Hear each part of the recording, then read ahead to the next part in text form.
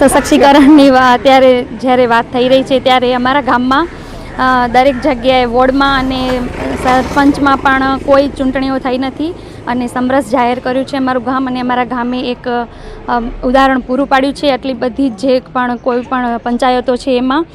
અને નારી સશક્તિકરણમાં હું પણ એક વોર્ડ નંબર 6માં ઉમેદવાર તરીકે છું, અને અમે બધા ભેગા મળી અને ગામનો વિકાસ કરીશું. નારી સશક્તિકરણમાં અમે સૌનો સાથ સૌનો વિકાસ એ સૂત્રને સાકાર કરીશું. ભૂમિબેન નિખિલ કુમાર. 1971માં ગ્રામ પંચાયતની શરૂઆત થઈ હતી. પહેલી પ્રથમ શરૂઆત 1971માં થઈ હતી. ત્યારબાદ પછી અમારા ગામના બધા નવી પંચાયતો થઈ, એમાં નવા ઉત્સાહો થયા ને નવા ગામના કાર્યક્રમ થતા આવ્યા.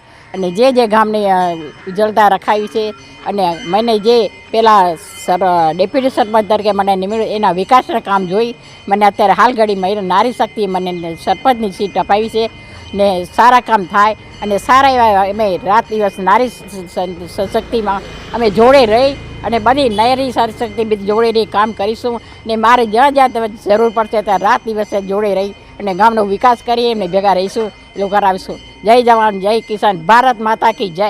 તખતગઢ સ્વતંત્ર ગ્રામ પંચાયત 1972માં નિર્માણ થયું એમનું. ત્યારથી લઈને અત્યાર સુધી સમરસતાનો ભાવ આ ગામમાં સચવાયેલો રહે છે. હંમેશા સિલેક્શનની પદ્ધતિ જ આ ગામે અપનાવી છે. આ વખતે 1972થી માંડીને 2025 સુધી આ પ્રથમ વખત મહિલા સીટ જ્યારે આવી છે ત્યારે ગામ લોકોએ હર્ષ અને ઉલ્લાસ સાથે મહિલા સીટને વધાવી અને ભગવતીબેન રમણભાઈ પટેલને બિનહરીફ જાહેર કરીને સમરસતાનો ભાવ પ્રદર્શિત કર્યો ગામ લોકોએ. ગત ટર્મમાં વિકાસના કામોમાં મોટાભાગે પેવર બ્લોક, ગટર લાઇન તથા રૂપટોપ સોલાર, 24 કલાક પાણી એવી અનેક વિકાસના કામોની હરણફાળ તખતગઢ ગામે ભરેલી છે. ગામની સ્વતંત્ર પંચાયત પહેલાં ગૃહ પંચાયત હતી, અત્યારે સ્વતંત્ર પંચાયત 1971-72થી થઈ છે. ત્યારથી ગામમાં ઇલેક્શન થતું નથી. તમામ સંસ્થાઓ હોય, શૈક્ષણિક હોય કે સહકારી સંસ્થાઓ હોય, પછી મંડળો હોય, કોઈ પણ સંસ્થા હોય, એમાં યોગ્ય ઉમેદવારોને ગામ સભા કરીને મૂકવામાં આવે છે. અને આ સિસ્ટમથી ગામની એકતા અને ભાવનાથી ગામનો સતત વિકાસ થઈ રહ્યો છે. અને એ વિકાસની પણ સરકારે નોંધ લીધી છે.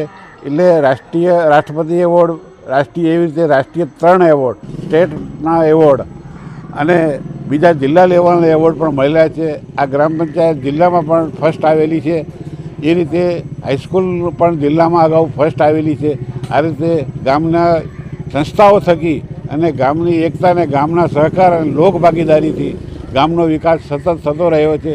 અને આ નિમિત્તે આફ્રિકા ખંડના, સુદાનના ખેડૂતો, આસામ અને મેઘાલયના ખેડૂતો, વિવિધ સ્ટેટના ખેડૂતો અને બીજી પાણી પુરવઠાના અને ગામની વિવિધ સંસ્થાઓના લોકો ગામની મુલાકાત લઈ અને પ્રેરણા લે છે.